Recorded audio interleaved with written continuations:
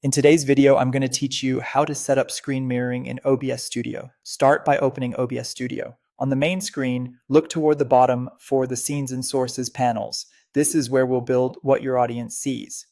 Screen mirroring in OBS can mean two things: showing your entire desktop or showing just one application window. For a full everything on your monitor view, you'll use display capture. For a focused, clutter-free share of a single app, you'll use window capture. Let's begin with the full screen approach.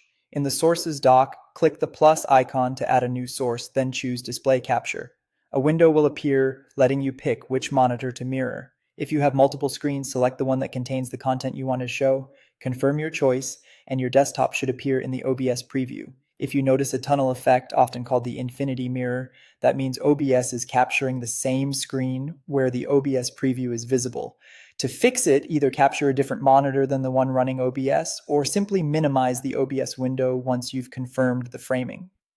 That breaks the loop and gives you a clean, stable view. If you prefer to share only one app, maybe a browser, slide deck, or game, use window capture. Click the plus icon in Sources again and select window capture. From the drop-down, choose the specific application window you want to display. This method keeps notifications, other apps, and your desktop out of view, which is ideal for a professional, distraction-free stream or recording. For reliable detection, make sure the app is open and visible on your desktop rather than minimized. With your source added, fine-tune the composition.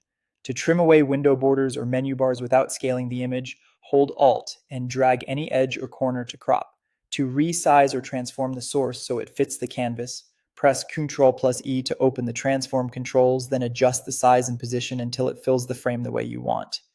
On Mac OS, use Option for cropping and Command plus E for transform. That's all you need to set up screen mirroring in OBS Studio.